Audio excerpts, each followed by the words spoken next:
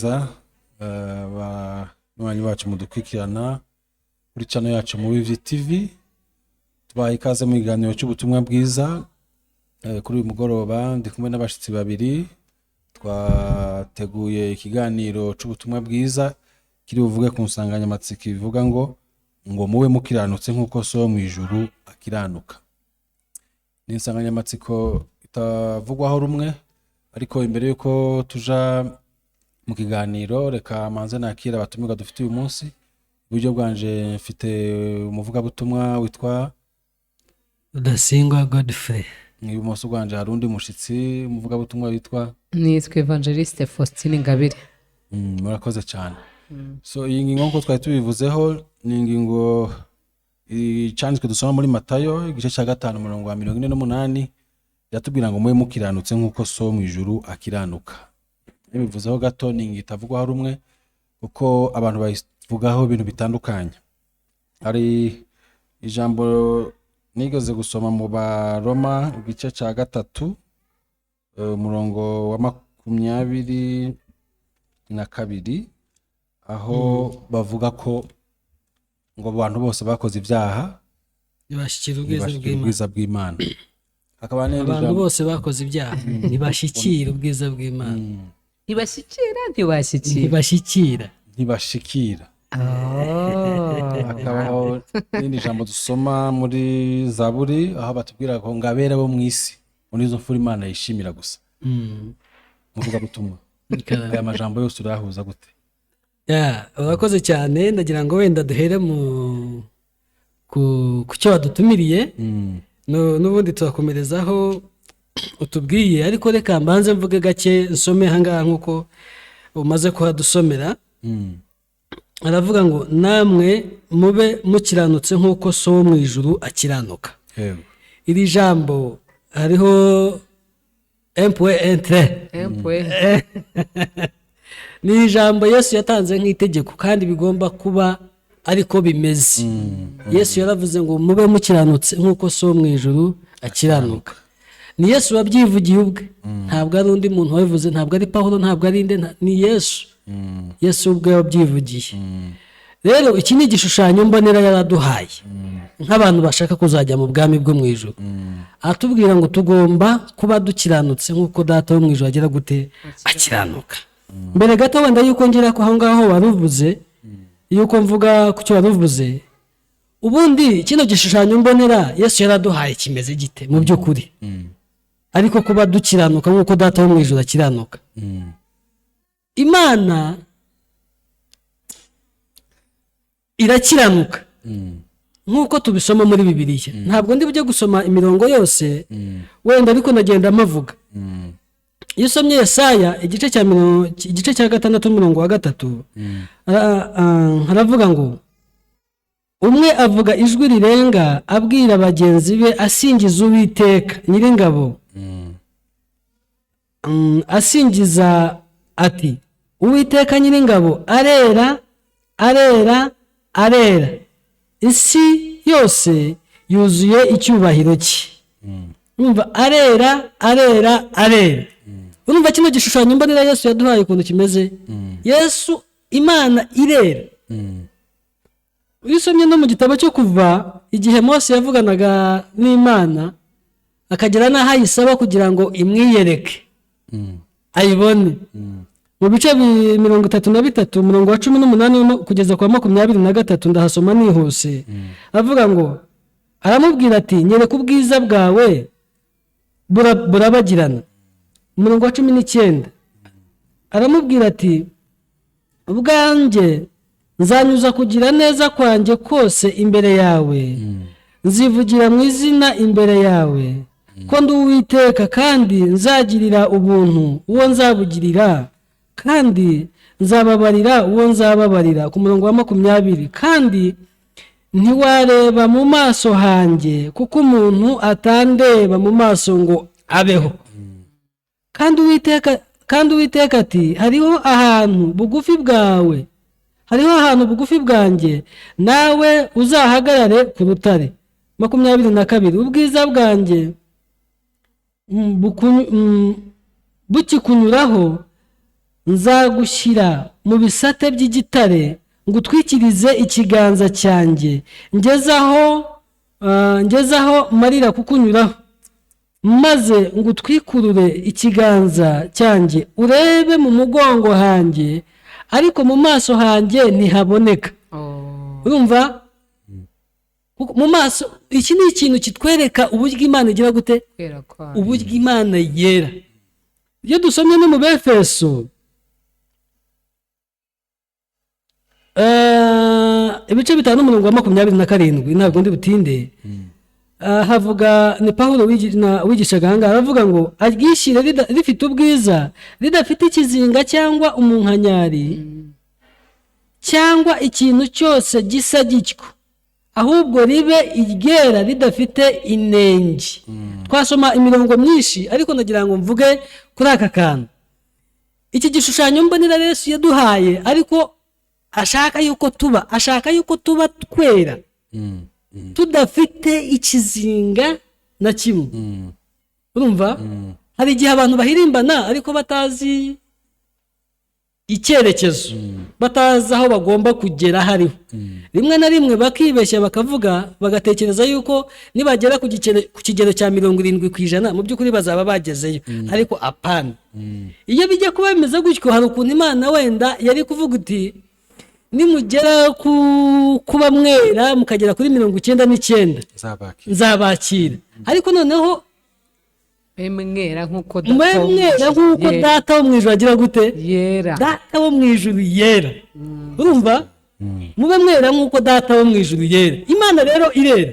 Aka ngaka ndagira ngo mbaze nkumve umuntu badutumiye. Imana irera, ndabizi ugiye kuvuga ngo natinze, ariko Imana irera nta n'agapande na kamwe ifite ku ruhande wenda katera kavuga ngo kazatuma tubasha kuba twakwakira. Oya, Imana irera. So rero tugomba kuba twera, kandi Yesu ibyo yavuze ni ukuri tugomba kubigeraho. Imana iguhe umugisha. Arakoze cyane Evangeliste Godefroid, atugaragarije neza ko iby'Imana idusaba ko tuba twera nk'uko yera, ari uko nako koko yera. Reka nakire muvugabutumwa wundi turi kumwe hano ibumoso bwanje, tubonye ko Imana yera. Ariko nk'uko nari nabigarutseho dutangire, hari amajambo yo muri Bibiliya twereka ngo nk'uko ntawe ukiranuka n'umwe.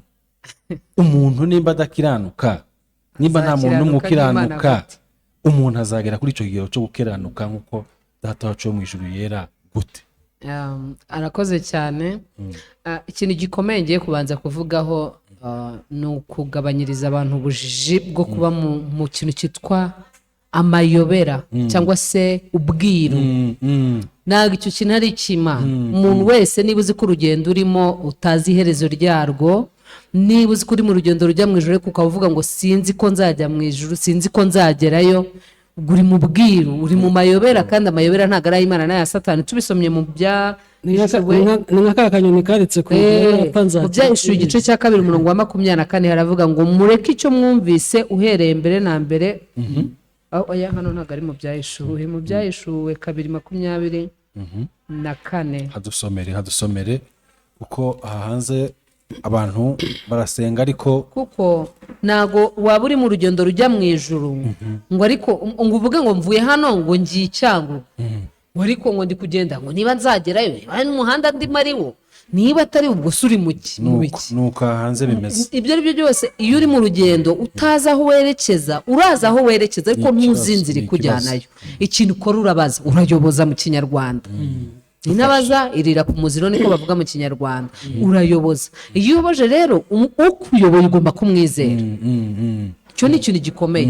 Ukuyoboye niba atakubwiye ngo simbizi, akakubwira ati uranyura hano nugera hariya hepfo utambike umanuke, ubwo ukuyobora ugomba kumwizera. Mw'abantu mwe rero, niba muri mu rugendo ukuyobora nawe ataza hajya kandi ukamukurikira, muri mu mye ziyobora izindi. Reka rero dusome mu Byahishuwe igice cya 2. Ni umurongo umeze, ntabwo ari umurongo wenda ujyanye n'iyi topic cyane, ko ni umurongo wo gukangura abantu. Ni umurongo wo gukangura abantu. Niba udukurikiye ugomba kudukurikira ufite umutima wo kwiga ibintu bishya, kumenya ubwenge bushya buri mu ijambo ry'Imana. 24 haravuga ngo ariko mwebwe mwese abasigaye bituwatira badakurikiza izo nyigisho kandi batazi ibyo ibyo babandi bita ubwiru ari bwo bwiru bwa Satani ndababwira nti nta wundi mutwaro mbikoreza keretse uyu. Ntabwo ndi bukomeze gusoma umurongo ukurikiyeho. Icyo nashaka kubabwira nuko ibintu byo kukubwira ngo ni amayobera ngo ntabwo tubizi ngo tuzabimenya ku munsi w'imperuka, ntabwo Imana ishobora kudushyira mu rujijo rumeze gutyo, ntabwo bibaho. Ubwo se urimbutse yazakurenganya. Njye nta nubwo nakwemera kurimbuka. Gute se narimbuka kandi inzira wari uyifite warangiza ntuyibe? nta makuru. Aho inzira twarayihawe. Warumbajije rero uti ni umuntu Bibiliya ivuga ngo nta ukiranuka nta ukora ibyiza n'umwe ngo barangiritse ngo guhera mu bworo bw'ikirenge kugeza ku musatsi nta muzima. ngo mwe mukiranutse. Yego, hari n'ahandi yasomye havuga ngo bose bakoze ibyaha ntibashyikira ubwiza bw'Imana. Ni ijambo rivugwa cyane. Ubwo rero uwo muntu n'ubundi ntabwo yarijyamo. Umuntu ntashobora gukiranuka nk'Imana. Kubera iki? Kuko uwo muntu buriya tugira ikibazo. Kandi numvise umuntu atanga ubuhamya avuga ngo igihe cyose twebwe turekura ibibi byacu, ibyiza byacu tukabigundira. Kandi ibyo bibi n'ibyiza biri muri twebwe. Nimba biri muri twebwe se ubundi ni gute warekura kimwe ikindi ukakigumana? Ubwo burya ntabwo bukirekuye ngo waretse ubusambanyi, ngo waretse ubujura, ngo ariko ngo mfasha abakene, ngo ariko n'ubundi ntabwo nahamya ko ndi umukiranutsi. Impamvu radahamya ko ari umukiranutsi ni uko afite arakuzi neza. Bundi impamvu tudakiranuka nubwo abantu baba bavuga ngo none se ngo uramubwira warangiza akakubwira ngo none se ngo nta byiza tugira. Ibyo uzugira se byakwemereye kuba umukiranutsi? Oya, ntabwo byakwemereye kuba umukiranutsi. So rero umunyabyaha ni nawe muntu wenyine uba umukiranutsi. Igihe cyose ari umunyabyaha ntabwo ushobora kuba umukiranutsi. Yes, umuntu uzi ko ari umunyabyaha, umuntu urwaye niwe ushobora kwakira imiti. Yego, ndetse umunyabyaha niwe mukandida wo kwakira, niwe mukandida wo kujya mu ijuru, niwe mukandida wo guhabwa nyine uwo kwambika. Umuntu rero w'umunyabyaha, iyo umaze kumenya neza ko uri umunyabyaha, ikintu kiri sure cyangwa kizwi neza ni uko nta munyabyaha uzarikandagiramo. Icyo nge nawe tuba tubiziranye wowe wa munyabyaha we. Kandi umunyabyaha ari we. Reka bisobanure. Nibyo. Umunyabyaha ni umukandida wo kuba umukiranutsi. Ariko umunyabyaha ntazarikandagiramo. Ibi binasenya ba bantu bavuga ngo Imana ikunda abanyabyaha ngo ariko yanga icyaha. Ibangana n'ibyaha byabo kubera iki? Kuko nta munyabyaha uzakandagira mu ijuru. Imana ikwanga kugira ngo ikwice, kugira ngo urubanza rwawe rukujyeho, ikwice hanyuma yongere ikuzure. Ntabwo kuba uri umunyabyaha bivuze kurangiye. Ariko nanone kuba uri umunyabyaha ntibiguha uburenganzira bwo kumva ko Imana iri ahangaha ijagaraye. Imana ntabwo ijagaraye. Imana ntabwo ari Imana iyoborwa n'amarangamutima yacu ngo nubwo ndi umunyabyaha ngo kubera ko nsenga, ngo nubwo ijambo ry'Imana rivuga ngo ibihembo by'ibyaha n'urupfu, ngo ariko ninsenga ntusenga. Imana ntabwo nk'uko twebwe duhindagurika twibwira ko ariko n'Imana ihindagurika, ntabwo ari byo. Rero icyo nshaka kuvuga ni iki, ni uko umunyabyaha ni umukandida w'ubugingo buhora. Kubera iki? Kuko niwe uba bamaze kumenya yuko nta kintu na kimwe afite, nta kintu na kimwe afite nta ngingo n'imwe imurengera. Ariko nanone kujya mu ijuru ni ugupfa. Utapfuye, utakiriye urubanza rw'icyaha, ntabwo warijyamo. Niyo mpamvu twebwe tubaho ubuzima bumwe, nta bushobozi dufite bwo kubaho ubundi buzima ngo wenda uvuge ngo ubuzima ninapfa ubuzima bukurikiyeho nzaba umuntu muzima. Nuko rero mwe mukiranutse nk'uko so wo mu ijuru akiranuka. Umunyabyaha agomba kumenya ko ari umunyabyaha, hanyuma agashaka inzira y'ubugingo cyangwa yo gukiranuka kugira ngo abakiranutse nk'uko Data wo mu ijuru akiranuka. Uku gukiranuka rero kwanditse muri Yohana, muri Matayo igice cyaho cya 6 umurongo wa 32. Ahantu havuga hate titre ivuga ngo nimukiganyire. Umurongo wa 32 haravuga ngo nuko umurongo wa 31 nuko ntimukiganyire mugira ngo tuzarya iki cyangwa tuzanywa iki cyangwa tuzambara iki, kuko ibyo byose abapagani babishaka, kandi si wo mu ijuru azi ko mubikwiriye byose. Ahubwo mubanze mushake ubwami bw'Imana no gukiranuka kwayo, nibwo ibyo byose muzabyongererwa. Gushaka ubwami bw'Imana no gukiranuka kwayo nibwo ibyo byose muzabyongererwa. Iri somo ndarikunda cyane kubera yuko nyuma yo kwakira agakiza ryaramfashije, ariko na mbere yo kwakira agakiza rirasobanutse. Mushaka ubwami bw'Imana no gukiranuka kwayo. Bya bindi twirirwa duharanira ni ugukiranuka kwacu, kureka gusambana, kureka kwiba, kureka kwica, ni ukugira ngo uhagarare imbere y'Imana ikwakiriye ivuga ati kabisa urakaze, warihaze, warigomwe, hari ibintu byinshi wakoze kugira ngo ubu umagaze imbere. Ariko Bibiliya iravuga ngo nta munyabyaha wayihagarara imbere. Niba nta munyabyaha wayihagarara imbere rero, kandi nawe ubwawe ukavuga ngo nubwo nakiranutse, ariko nubwo nagikoze ibintu niba, ariko ntabwo bingira umukiranutsi. So rero iri somo rivuga ko icyo dukeneye ni ugukiranuka kw'Imana, ntabwo ari ugukiranuka kwacu. Gukiranuka kw'Imana niyo mpamvu natangiye mvuga ngo abantu bave mu kintu cyitwa amayobera, ubwiru ni ukubwiru ni ibya Satani. Ntabwo Imana yatubwira ngo gukiranuka kwayo itatanze uburyo, yaduha mapu itagaragaje uburyo iyo mapu tuzayiyoboka. So umurongo rero wa 20 Abaroma igice cya 3 umurongo waho wa 21 basome. Yego, Baroma 3 ngo ariko noneho ngo hariho gukiranuka kw'Imana. Hera kuri titre y'amagambo. Dufashe haravuga ngo gukiranuka guheshwa no kwizera Yesu Kristo. Ni ugukiranuka guheshwa no kwizera Yesu Kristo. Ngo ariko noneho hariho gukiranuka kw'Imana kwahishuwe, kudaheshwa n'amategeko, nubwo amategeko n'ibyahanuwe ari byo biguhamye. Niko gukiranuka kw'Imana bizeye bose baheshwa no kwizera Yesu Kristo ari nta tandukaniro, kuko bose bakoze ibyaha ntibashyikira ubwiza bw'Imana, ahubwo batsindishirizwa n'ubuntu bwayo ibibahereye ubusa kubwo gucungurwa kubonerwa muri Kristo, muri Yesu Kristo. Amen. Iri somo rigaragaza ko irya menasomye ravuga ngo mushaka ubwami bw'Imana no gukiranuka kwayo. Iri riravuze ngo gukiranuka kw'Imana kwagize gute? Kwarahishuwe. Rero niyo mpamvu navuze ngo abantu bari mu mayobera mutubabarire cyane rwose, muve mu mayobera, mumenye ko iki gitabo ni ubuyobozi bukomeye, ni mapu ijya mu ijuru. Iki gitabo ni mapu ijya mu ijuru.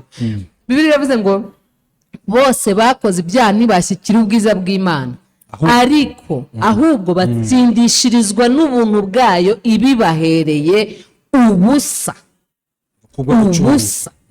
Ibyo bitambo byose uri gutanga, izo ntambara zose uri kurwana, gukiranuka dukeneye n'ukw'Imana, ntabwo ari ukwacu kugira ngo dukandagire mu ijuru.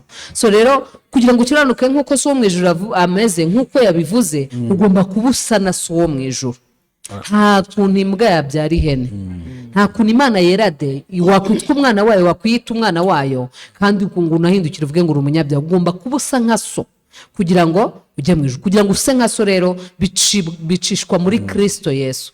Kubera iki? Niba Imana yaravuze ngo nta cyaha nkikubaraho kuko nakigukuyeho nkagishyira kuri uyu nguyu akagihanirwa mu cyimbo cyawe, kuki wowe uhindukira ugakomeza ukacyishinja? Vuga ko Imana ibeshya, uba ushatse kuvuga ko Imana ariyo anyabinyoma. Ubwo rero Imana si nyabinyoma, ni twe banyabinyoma. Tureke kwibwira kwacu, twakire ofete gukiranuka kw'Imana ko turaguhabwa. Kwa gukiranuka tuzapresenta mu ijuru, it's a gift. Turaguhabwa, ntabwo tugukorera, nta nubwo tugusaba, nta nubwo tukwingingira. Ni ugukiranuka Imana yamaze kuduha nka gift, imaze kuduha. Icyo dusabwa no kurambura ibiganza byacu, ariko gufungura imitima yacu tukakwakira. Murakoze cyane. Evangeliste Godef, twumvise ko abantu bose bakoze ibyaha, ariko hari akantu avuze Evangeliste nahora mbona, ngo ahubwo batsindishirizwa n'ubuntu bwayo ibibahereye ubusa kubwo gucungurwa kubonerwa muri Yesu Kristo.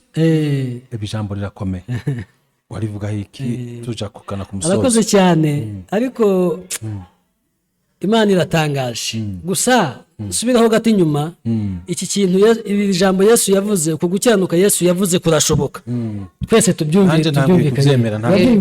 Kuko biba bidashoboka ntabwo Yesu aba yarabivuze. Yesu ntabwo aba yaratubwiye ikintu kitagira gite kidashoboka. Mwe babyumva. Uko gukiranuka rero tugomba kugira ntivangirwa. Imana ntibeshya ntivangirwa. Buriya hari ukuntu ndihuta. Hari umwigisha wajyaga twigisha akagereranya imitima mibiri nyawe n'umushumba wacu, akazana imitima itatu. Akazana umutima wa mbere utarimo ikizinga na kimwe, akazana undi mutima wa kabiri urimo akantu k'akazinga gatoya, akazana undi wa gatatu noneho wirabura cyane, usa nabi cyane. Noneho akubaza muri iyi mitima itatu, wenda ko tuvuga wa mutima wa kabiri urimo akazinga gatoya n'umutima wa gatatu wirabura cyane. Muri iyi mitima ibiri mvuze ya nyuma, wa wundi urimo akazinga gatoya na wa wundi wirabura cyane, urabizi yuko yose imbere y'Imana ari imwe, bifite ikibazo yose iranduye. Urimo urabyumva? Yose iyo yisuzumye wishyize ku gipimo gisuzuma, wasanga ya mitima ariyo kugira gute, ariyo kujugunywa. Rero abantu bose bumva hari ukuntu, buriya hari ukuntu abantu batubeshye, bivugaho neza. Nawe barakubeshye. Niba pasiteri wawe yarakubatije ukicira urubanza, uzi ko Bibiliya bivuga muri Petero wa mbere ibice 3:21 bagombaga kuba barakubatije udafite umutima wicira urubanza. Nicyo bituma abantu tubivanga, ukavuga uti hagiye ubwo nabatijwe rero ndakijijwe, ariko nubwo nkijijwe hari urugero ndiho. Urumva? Kandi umuntu yakubaza ngo urera nk'uko Imana yera, ukavuga ngo ntabwo bigira bite, ntabwo bishoboka. Urimo urabyumva? Imana yakubaza ngo urera nk'uko Imana yera, nk'uko Imana yera, avuga ngo urera gusa. Urera gusa. So aha niho twaririye uburozi, nuko batubatije tutajya tutarakizwa. Ariko ikintu ushaka kubabwira bene data, nubwo mubona yuko bidashoboka, n'ubundi kuri wowe ntabwo bishoboka, ariko Yesu yaravuze ngo bidashobokera umwana w'umuntu, ku Mana bigira gute, birashoboka. Rega nta wundi mushinga Yesu yaje avuga ushoboka ni ugukiranuka. Amen. Uzi ko Bibiliya bivuga mu gitabo cy'Abaroma ibice 8 uhera ku murongo wa mbere, ariko cyane cyane ku murongo wa 3, aravuga ngo abari muri Kristo Yesu nta teka bazacirwaho, ngo kuko itegeko ry'ubugingo bw'umwuka wo muri Kristo Yesu ryatubatuye itegeko ry'ibyaha n'iki n'urupfu. None ugeze ku murongo wa 3 havuga ngo iby'amategeko yananiwe gukora kubw'intege nke za kamere yacu, Imana, aleluya, Imana yabishohoje ubwo yatumaga umwana wayo ngo afite ishusho ya kamere y'ibyo. Urumva ko gukiranuka ukuntu tujya tukugeraho? Urimo byumva? Ubundi iyo tuvuga ngo birashoboka nuko tuba twishingikirijeho, ngo tuba tumva ngo ibyo dukora ntabwo dushobora kugera kuri kwa kwera nk'uko Imana igira gute yera. Urimo urabyumva? Yatubwiye ko ari impano mushaka tukishaka kuko bituruka kuri twebwe. Ntabwo ndababwiza ukuri, ugishaka ko bituruka kuri wowe uzarinda upfa ujya n'ikuzimu utabigezeho. Ngaho twibwirira uko bakira impano no. Icyo ukuntu tubyakira. Haleluya. Amen. Mu Baheburayo ibice 10:10 haravuga ngo gushaka kw'Imana niko kwatumye twezwa. Gushaka kw'Imana. Gushaka kw'iki? Kw'Imana niko kwatumye twezwa, tubiheshejwe n'uko umubiri wa Yesu Kristo watambwe rimwe gusa ngo bibe bihagije iteka. Urimo urabyumva? Kwatumye twezwa tubihejwe n'uko umubiri wa Kristo watambwe rimwe. Urumva inzira? Urimo inzira? Niho rero Yesu yabwiriye Nikodemu, igihe Nikodemu yamusangaga muri Yohana ibice 3 uhere ku murongo wa 14 ukazamuka. Urimo urabyumva? Yesu abwira Nikodemu ngo nkuko Mose yamanitse inzoka mu butayu, ngo Abisirayeli bava mu gihugu cya Egiputa bajya mu gihugu cy'amasezerano, bageze mu butayu bitotombera Imana irangije bateza inzoka z'ubusabwe bwica, zirabarya barashira bamera nabi cyane. Barangije batakambira Mose, baramubwira ngo Mose we twingingira Imana. Mose arangije nawe atakambira Imana iramubwira ngo cura inzoka mu muringa uyimanike ku giti, kugira ngo ubu busabwe bubare nka cyaha gituma utera nk'uko Imana igira gute, Imana yera. Ni ntacyo bivuze, wabyumva? Mose Imana irangije amubwira ngo manike cura inzoka mu muringa uyimanike ku giti, umuntu wese wariwe n'inzoka ayirebeho agira gute, akire. Ubwo uravuga ngo dutumbire Yesu. Niyo mpamvu Bibiliya ivuga ku bice 16 kuko Imana yatumye abari mu isi cyane. Ariko ku murongo wa 15 Yesu yabwiye Nikodemu aramubwira ngo nkuko Mose yamanitse inzoka mu butayu Abisirayeli bose bayirebaho bagakira, ngo ni nako umwana, umurongo wa 15 ngo ni nako umwana w'umuntu agomba kumanikwa kugira ngo umwizera abone guhabwa ubugingo buhoraho. Umuntu uhabwa ubugingo buhoraho rero abayera nk'uko Imana yera nshuti yanjye. Urimo byumva? Ku murongo wa 16 akavuga ngo kuko Imana yakunze abari mu isi cyane byatumye itanga umwana wayo w'ikinege kugira ngo umwizera atazarimbuka, mu yandi magambo azahabwa ubugingo bugira bute, buhoraho. Uzi ukuntu Bibiliya ivuga muri Luka igice cya 2 n'umurongo wa 77 no kumenyesha abantu be iby'agakiza ko ari ukubabarirwa ibyaha.